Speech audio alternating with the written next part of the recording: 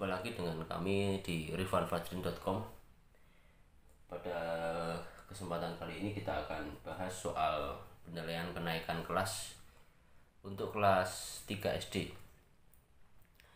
Tema 7 atau tema perkembangan teknologi. Ini soal tahun 2019. Kita bahas sebagai latihan. Baik, mari kita bahas bersama-sama. Bagi siswa yang sudah mengerjakan, silahkan kalian simak jawaban-jawaban di video ini. Dan bagi yang belum mengerjakan, kami sarankan agar mengerjakan terlebih dahulu. Baik, mari kita mulai. Bismillahirrahmanirrahim.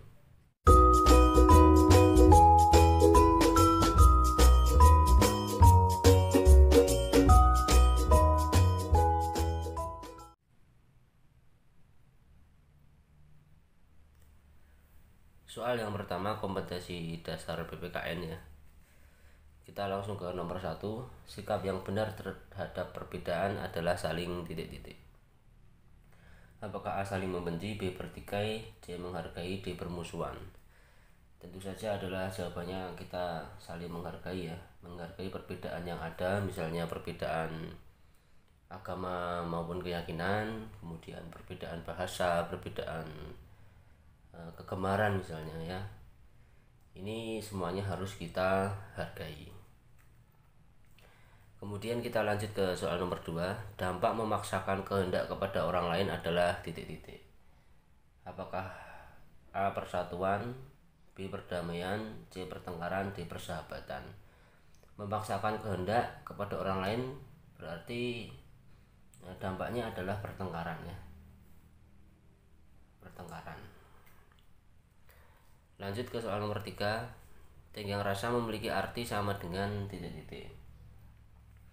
Tenggang rasa itu dalam bahasa Jawa itu disebut juga dengan tepo seliro ya.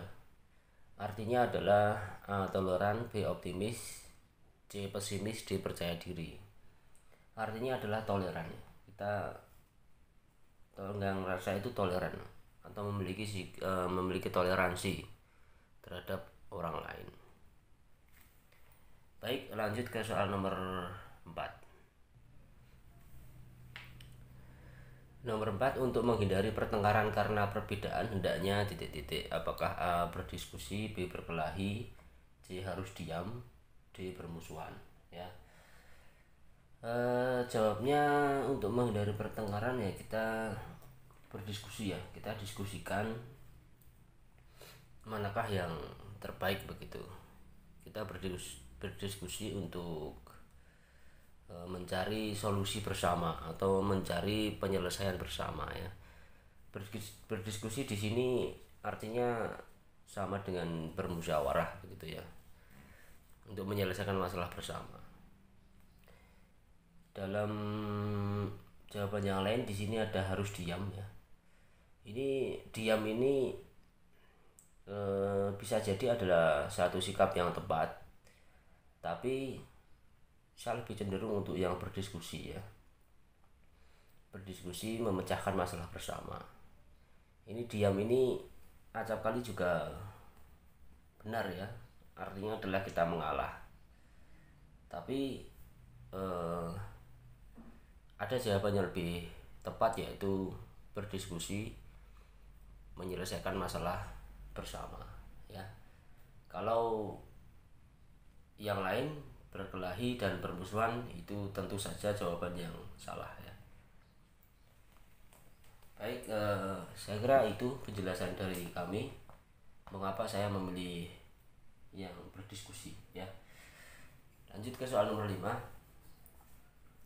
Beberapa sikap yang harus kita hindari dalam keberagaman adalah titik-titik. Ini kita hindari ya.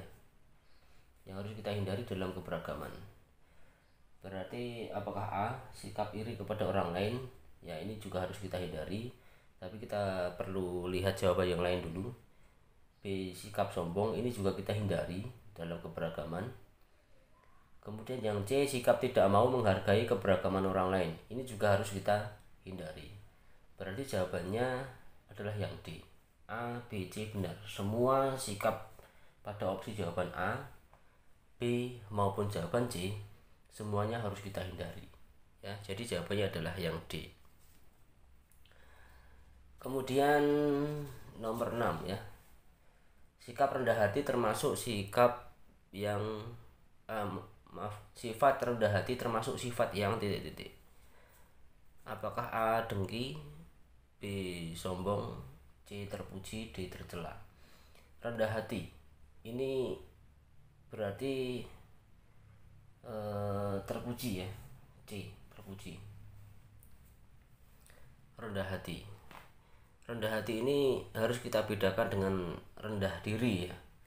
Kalau rendah diri itu perlu kita hindari ya. Rendah diri itu kita sering merasa minder mungkin karena kekurangan kita ya. Ini perlu kita hindari. Kita mestinya adalah mulai menumbuhkan rasa kepercayaan diri, menumbuhkan rasa keberanian dalam diri kita ya. Hanya gara-gara kekurangan yang ada dalam diri kita mestinya tidak boleh merasa rendah diri ya, begitu ya. Jadi rendah diri berbeda dengan rendah hati. Nah, kalau rendah hati ini lebih terpuji ya. Rendah hati itu terpuji, sikap yang terpuji, yaitu tidak mau membanggakan diri sendiri. Nah, ini rendah hati, tidak sombong ya. Rendah hati itu tidak sombong. Baik, lanjut ke soal nomor 7. Banyak orang yang menggunakan jalan raya. Maka setiap pengguna jalan raya harus saling titik-titik dan titik-titik. Ini sikap yang tepat dalam menggunakan fasilitas umum yaitu jalan raya ya. Yaitu titik-titik. Apakah menghormati dan mengejek? Nah, ini mengejeknya ini salah ya. Menghormati dan menghargai, nah, ini berarti jawabannya yang B yang benar ya. Kita lihat dulu jawaban yang lainnya. Menghargai dan menghina, ini menghina juga salah. Menghina dan mengejek ini salah semua. Jadi jawabannya adalah yang B, menghormati dan menghargai. Cukup mudah ya saya kira untuk pilihan ganda di PKN ini ya. Sekarang nomor 8, perbedaan karakteristik setiap individu dapat memperkaya titik-titik dan titik-titik. Saya kira perbedaan karakteristik itu misalnya adalah kita dalam satu lingkungan sekolah misalnya, ada seorang anak yang berasal dari beberapa suku misalnya ya, ada yang dari suku Jawa, ada yang Bali, ada yang dari suku Ambon dan sebagainya. Nah, perbedaan karakteristiknya misalnya ada yang sifatnya yang sabar, kemudian ada yang suka hobi tertentu ini dan itu ya. Kemudian ada perbedaan warna kulit, ada perbedaan bentuk rambut misalnya. Nah, perbedaan karakteristik setiap individu itu dapat memperkaya titik-titik dan titik-titik kita. Ini jawaban ini bisa sangat beragam ya, bisa bermacam-macam. Nah, misalnya yang jelas bukan memperkaya diri kita ya, tapi misalnya adalah dapat memperkaya pengetahuan kita misalnya ya, dapat memperkaya pengetahuan kita ya, karena dari suku Papua misalnya, ini bentuk rambutnya seperti ini, warna kulitnya seperti ini karakteristik setiap individu ya. Misalnya adalah memperkaya pengetahuan kita terhadap suku ya, terhadap karakteristik itu ya, terhadap. Kemudian misalnya memperkaya pengalaman kita juga, bergaul dengan orang-orang yang berbeda-beda watak atau karakteristiknya. Selain pengetahuan dan pengalaman, misalnya Nah, perbedaan karakteristik individu itu dapat memperkaya selain pengetahuan dan pengalaman, misalnya dapat memperkaya ya sikap kita begitu ya. Oh, kalau dari Jawa misalnya, oh berarti dia menggunakan bahasa Jawa misalnya. Kalau dari Bali menggunakan bahasa Bali. Nah, ini perbedaan-perbedaan inilah yang bisa memperkaya pengetahuan maupun pengalaman kita. Ya. Misalnya itu jawabannya. Jawaban yang lain mungkin bisa lebih beragam ya. Kita menurut kebijaksanaan guru dalam mengoreksi jawaban ini ya. Mungkin itu yang bisa saya sampaikan ya untuk penjelasan nomor 8. Kemudian nomor 9, contoh alat transportasi khusus. Contoh alat transportasi khusus yaitu truk, pemadam kebakaran, dan titik-titik. Transportasi khusus yaitu alat transportasi yang memiliki fungsi yang khusus pula ya, fungsi tertentu ya. Misalnya ini ada truk, ada pemadam kebakaran, berarti pemadam kebakaran ini adalah alat transportasi yang khusus ya. Fungsinya adalah untuk memadamkan api bila ada kebakaran. Yang lain misalnya ambulans ya. Ambulans ini.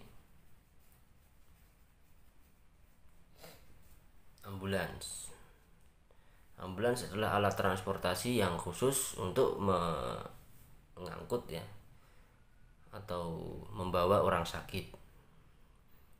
Selain truk, pemadam kebakaran, dan ambulans, mungkin alat transportasi yang lain yang khusus ya, yang termasuk transportasi khusus misalnya adalah ada mobil jenazah misalnya. Ini juga termasuk alat transportasi yang khusus. Ini contohnya ya. Kemudian soal nomor 10, bagaimana sikap kita terhadap keberagaman pekerjaan di lingkungan sekitar kita. Ya tentu saja adalah sikap kita adalah menghargai ya. Menghargai, tidak boleh merasa paling baik pekerjaannya. Masing-masing pekerjaan itu memiliki fungsi atau memiliki peranannya masing-masing. Tidak ada pekerjaan yang lebih baik daripada pekerjaan lainnya, asalkan pekerjaan itu adalah sama-sama pekerjaan yang halal. Tidak boleh misalnya ya, tidak boleh misalnya seorang guru merasa lebih baik daripada seorang tukang kayu misalnya ya. Atau tidak boleh seorang dokter merasa lebih baik, lebih hebat daripada seorang perawat ya. Karena masing-masing pekerjaan di dalam kehidupan kita ini saling melengkapi ya. Begitu. Kita tidak boleh menganggap remeh seorang sopir ya. Karena kita juga membutuhkan sopir ya. Sopir juga tidak boleh merasa lebih baik daripada seorang tukang parkir ya begitu.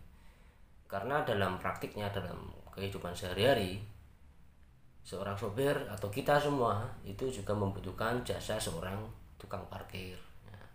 Atau seorang pengatur jalan, supel tas misalnya. Ini.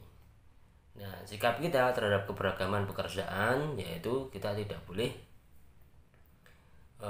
menjelek-jelekkan pekerjaan atau profesi orang lain gitu. Saling menghargai antar profesi atau pekerjaan di lingkungan sekitar kita. Ini ya.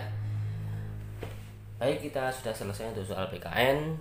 Kita lanjut ke soal berikutnya yaitu soal bahasa Indonesia.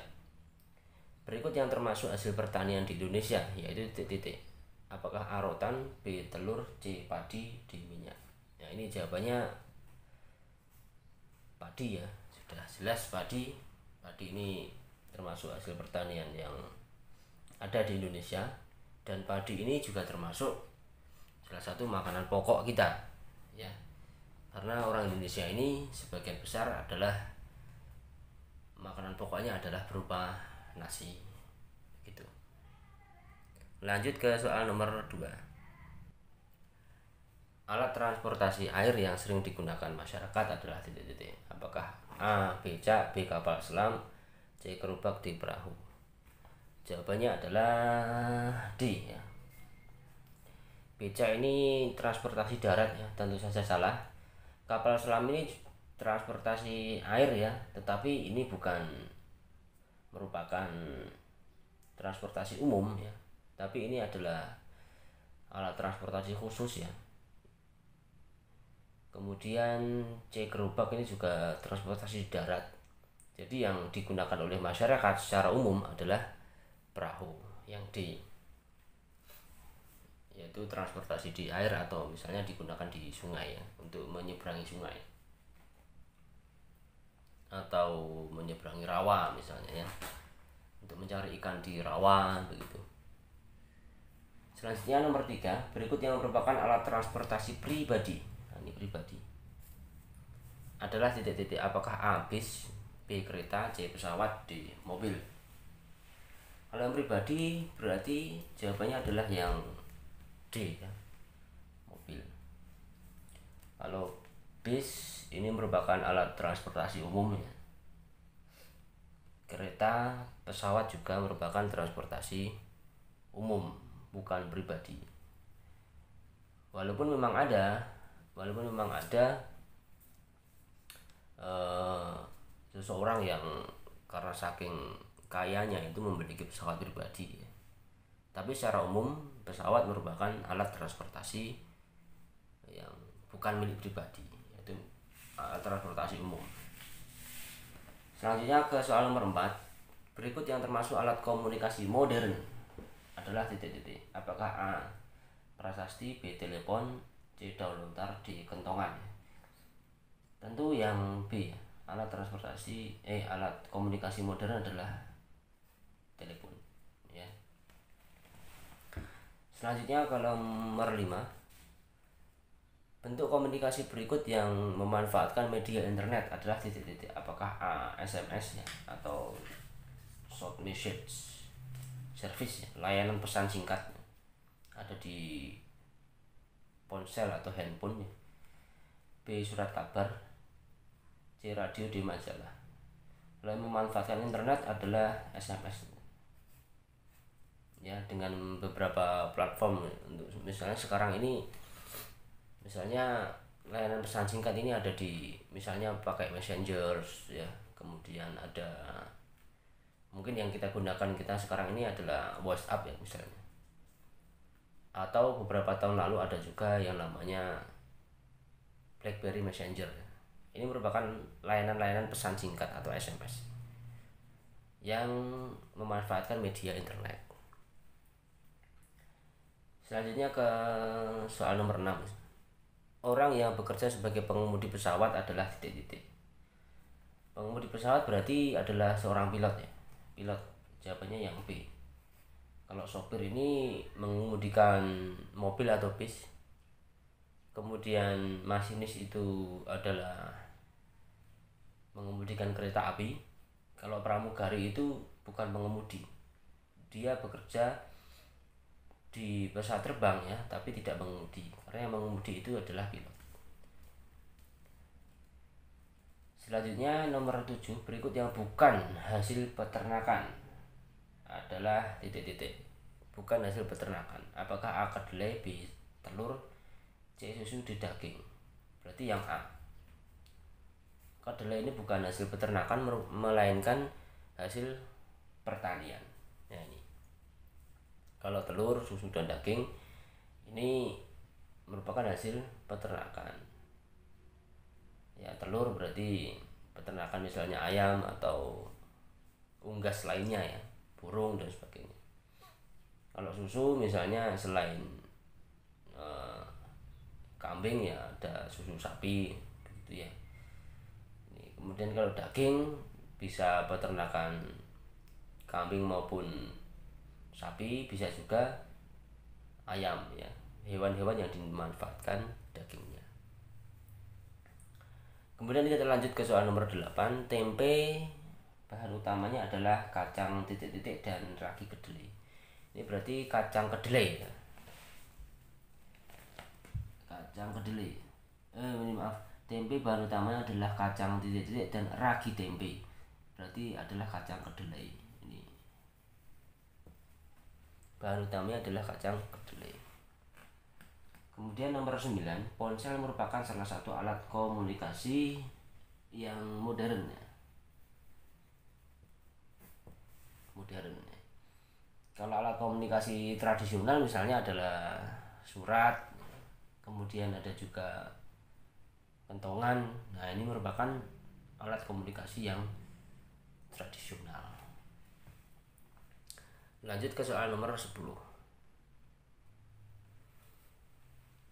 Perhatikan gambar di samping. Nomor titik-titik ada nomor titik-titik berpakaian profesi dokter dan polisi. Mana yang dokter dan polisi? Ya, berarti nomor 1 dan 6. Nomor 1 itu dokter dan nomor 6 itu polisi. Ya. Ini dokter yang ini dan polisi yang ini. Baik, lanjut ke soal matematika. Nomor 1, perhatikan gambar di samping. Luas bidang tersebut adalah titik-titik satuan ya. Berarti kita hitung saja 1, 2, 3, 4, 5, 6, 7. Berarti 7 satuan D ya. Selanjutnya ke soal nomor 2. Ada beberapa gelas A, B, C, D ya. Pada gambar di atas, gelas yang memiliki volume paling sedikit adalah gelas titik-titik. Ini dilihat secara sekilas sudah cukup jelas ya, volume yang paling sedikit adalah gelas yang A ya. Kemudian selanjutnya adalah gelas yang D, kemudian lanjut yang lebih banyak adalah gelas B, dan yang paling banyak adalah gelas yang C ya. Lanjut ke soal nomor 3. Botol air mineral dapat terisi penuh dengan 5 gelas air. Berarti volume botol air mineral adalah titik-titik gelas. Terisi penuh dengan 5 gelas air berarti volumenya adalah 5 gelas ya. Baik, kita lanjut ke soal berikutnya, nomor 5. Nomor 4 ya, maaf. Nomor 4, bangun di samping memiliki simetri sebanyak titik-titik. Ada bintang ya. Apakah simetrinya sebanyak 1 atau B2, C3, D4? Ini kalau di gambar ini ada garis putus-putus di sini. Ini nampaknya adalah simetrinya 1 ya. Tapi coba kalau kita lihat lagi, sebenarnya bisa kita tarik di sini misalnya garis ya. Ini juga simetris. Kemudian kita tarik di sini. Kemudian kita tarik di sini. Terus yang terakhir di sini. Berarti ada 1, 2, 3, 1, 2, 3, 4, 5. Mestinya adalah ada 5 ya, ada 5 simetri. Jadi nomor 4 ini soal yang salah ya, soal yang tidak ada jawabannya ya. Jadi nomor 4 bonus ya, soal bonus. Baik, lanjut ke soal nomor 5. Hasil penjumlahan sisi sebuah bangun datar disebut penjumlahan sisi-sisi bangun datar itu disebut keliling. Berarti yang C ya. Misalnya ada sebuah bangun persegi panjang ya. Jumlah sisi ini, jumlah sisi A, B, C, D, jumlah sisi-sisinya adalah dinamakan keliling. Jadi jawabannya yang C ya, jelas ya. Sekarang nomor 6. Perhatikan gambar di bawah ini. Keliling bangun datar di atas adalah titik-titik. Mari kita hitung ya, kelilingnya berapa satuan ya.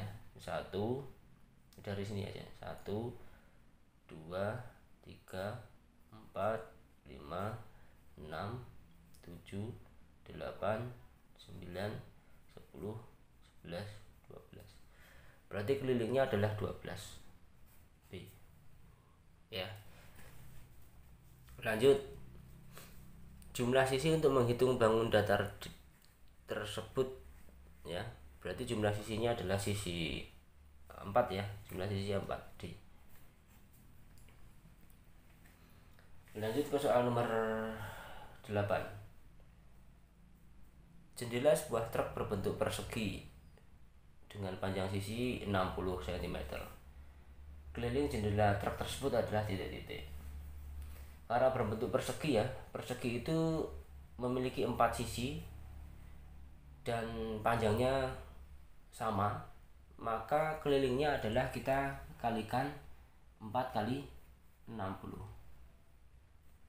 cm ya, sama dengan 240 ya, 240 cm ya. Ingat, rumus keliling persegi yaitu 4 kali sisi, atau sisi tambah sisi tambah sisi tambah sisi ya. Cara yang lain adalah 60 tambah 60 tambah 60 tambah 60 ya. Ini sama dengan 4 kali sisi ya, ini sama dengan 240. Baik, lanjut ke soal nomor 9. Keliling bangun datar di bawah ini adalah titik-titik cm ya.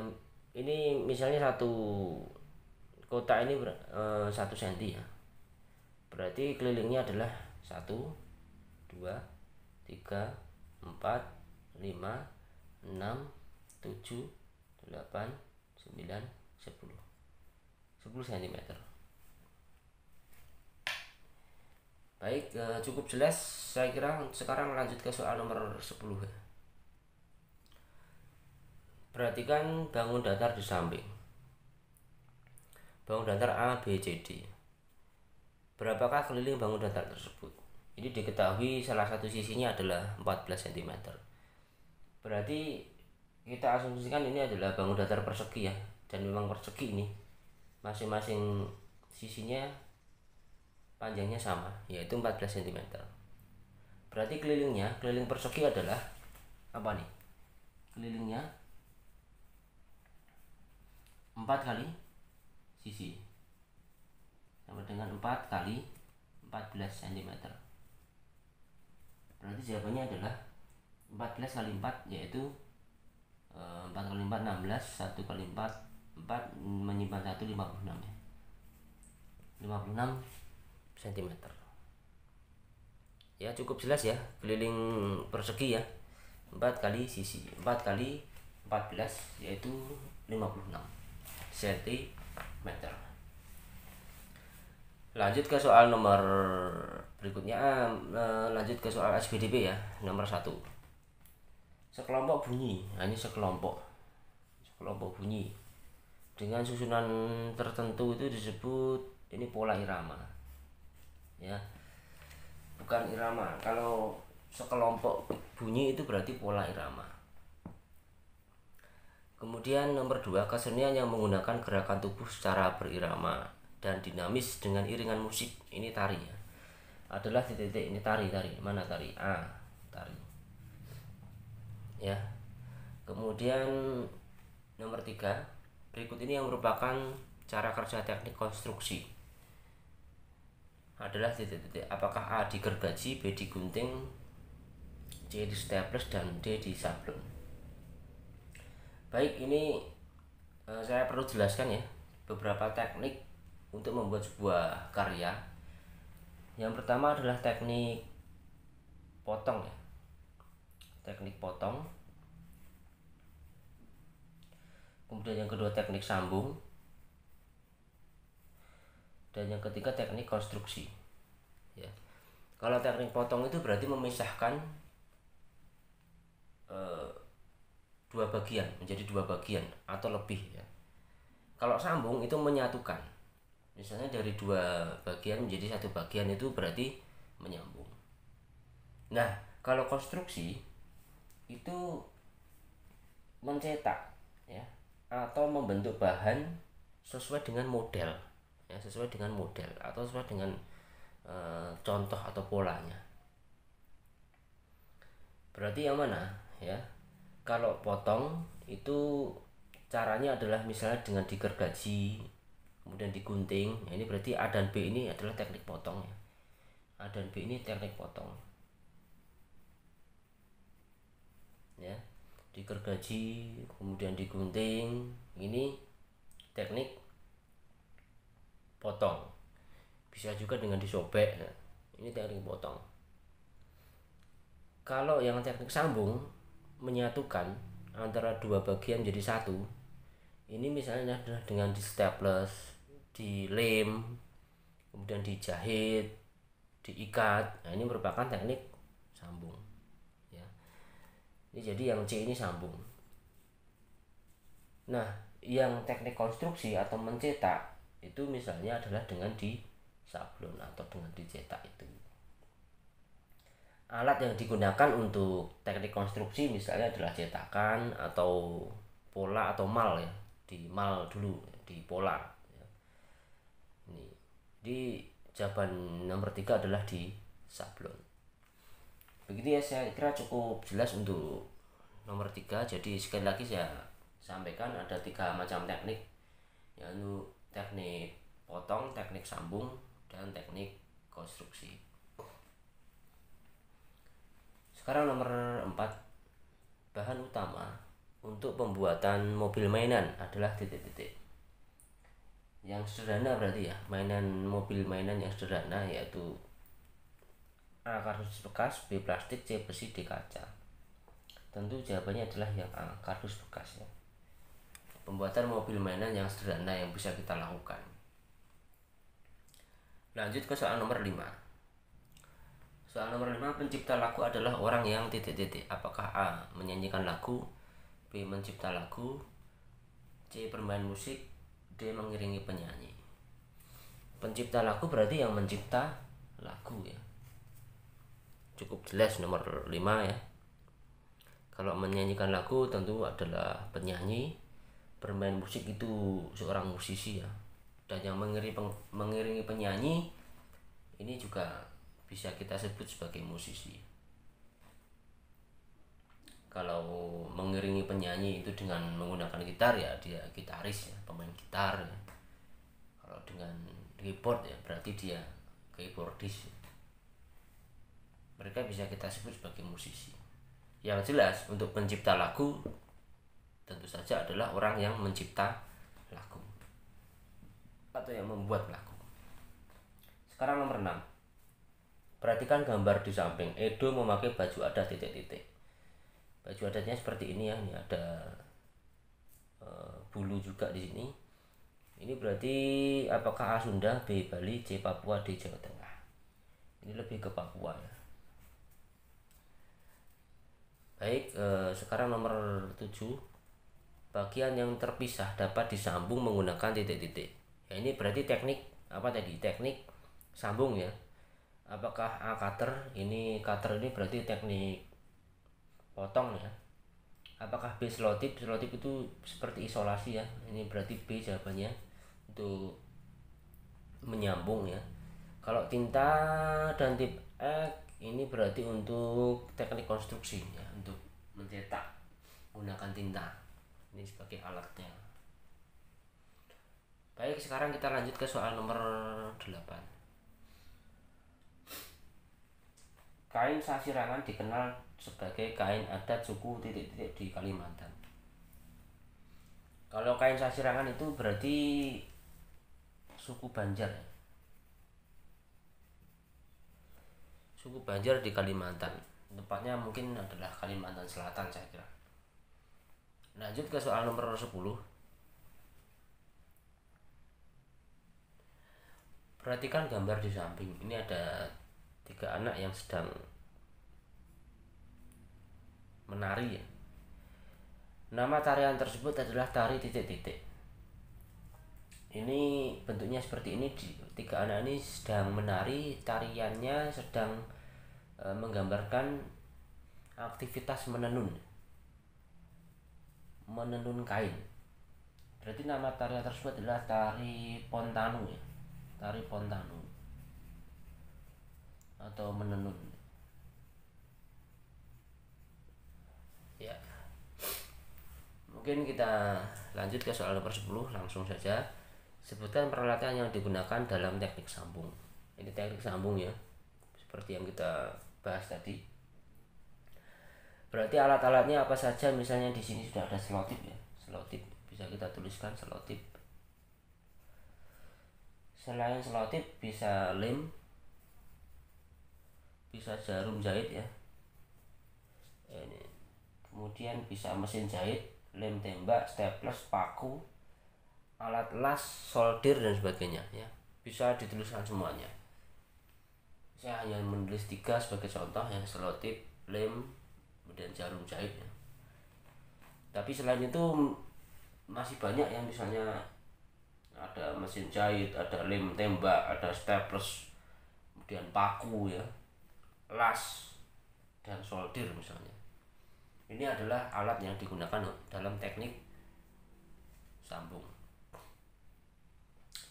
Baik, untuk SBDP kita sudah selesai. Kita lanjut ke soal PJOK ya, soal terakhir dalam pembahasan tema ini. Nomor 1, salah satu tindakan menjaga keselamatan orang lain. Ini menjaga keselamatan. Apakah A mengajak berlari mendekati ombak? Ini kurang menjaga keselamatan, justru membahayakan diri kita. B mengingatkan teman jika ada ombak besar. Ini menjaga keselamatan orang lain. B ya. Untuk yang C, bermain di tengah laut, ini juga membahayakan diri kita. Berlomba lari ke tengah laut, ini juga membahayakan diri kita, terutama bagi kita yang belum memiliki keterampilan atau penguasaan teknik berenang ya. Baik, sekarang nomor selanjutnya adalah nomor 2. Berikut ini sikap yang tepat saat berenang adalah titik-titik. Apakah A memakai kaos oblong, B menggunakan baju renang, C membawa makanan ke dalam kolam, D berlarian di tepi kolam. Ini jelas jawabannya adalah yang B, menggunakan baju renang. Nomor 3, berikut merupakan kegiatan yang dilakukan di pantai, yaitu titik-titik. Apakah A bermain pasir di tepi pantai, B skateboard di pantai, C berenang di tengah laut, D main sepatu roda. A ya, jawabannya jelas ya. Skateboard maupun main sepatu roda di pantai ini tentu sulit dilakukan ya. Sulit untuk dilakukan. Mestinya adalah dilakukan di tempat, misalnya di trotoar atau di jalan, di taman-taman kota misalnya juga bisa. Selanjutnya untuk soal nomor 4, yaitu apabila baru belajar berenang, sebaiknya kita berenang di kolam yang dangkal ya. Mana dangkal? Yang C. Yang C dangkal ya. Untuk belajar berenang ya di dangkal untuk menghindarkan kita dari kecelakaan, misalnya tenggelam ya. Ini. Kemudian nomor 5. Arti simbol aturan di kolam renang pada gambar di samping adalah titik-titik. Apakah A tanda kedalaman air, B dilarang terjun di dalam kolam, C dilarang berjalan di tepi kolam, D dilarang berenang sendirian. Ini berarti ada gambar orang yang berjalan dan dicoret ya, berarti dilarang berjalan di tepi kolam. Lanjut ke soal berikutnya, nomor 6. Posisi tubuh saat akan meluncur adalah condong titik-titik. Apakah A condong ke kiri, B condong ke depan, B ke kanan, C ke kanan, D ke samping. Untuk meluncur berarti condong ke depan ya.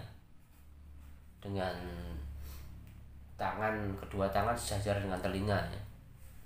Diluruskan sejajar dengan telinga.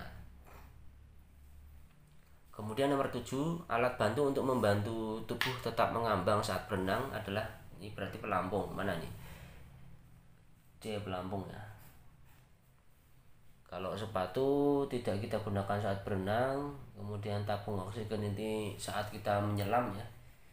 Kacamata ini juga kita gunakan pada saat berenang, tapi fungsinya adalah tidak untuk menjaga tubuh kita tetap mengambang. Kacamata ini berfungsi agar kita bisa tetap terbuka, mata kita terbuka ya, atau melek di dalam air begitu ya, tidak merem atau tidak terpejam ya. mata kita tetap terbuka di dalam air, kita gunakan kacamata. Juga agar fungsi kacamata itu agar mata kita tidak terasa pedih ya, karena di beberapa kolam itu kadang-kadang airnya cukup pedih di mata karena mengandung kaporit ya, untuk menjernihkan air atau untuk agar air ini tetap steril, tidak bercampur dengan kuman atau bakteri. Selanjutnya soal nomor 8. Jika ingin berlatih berenang, sebaiknya memilih kolam yang ini sama dengan nomor 4 tadi ya, kolam yang dangkal.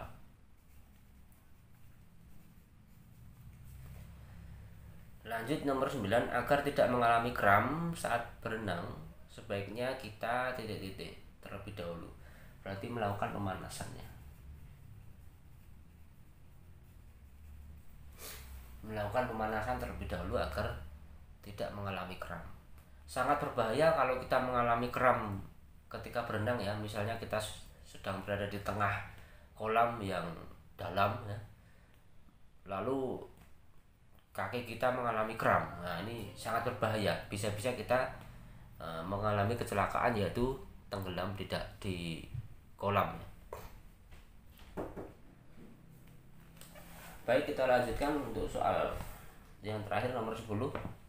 Sebutkan peraturan di kolam renang. Ya, ada banyak sekali peraturan di kolam renang ya. Misalnya adalah kita harus menggunakan pakaian renang saat berenang, kemudian tidak berlarian di tepi kolam ya, karena bisa membahayakan, licin ya.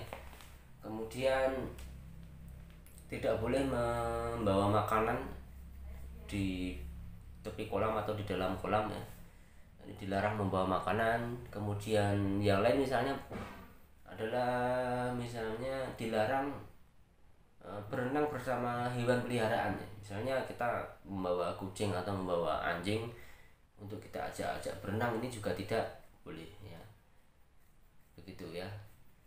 Saya kira itu beberapa peraturan di kolam renang, mungkin bisa ditambahkan nanti.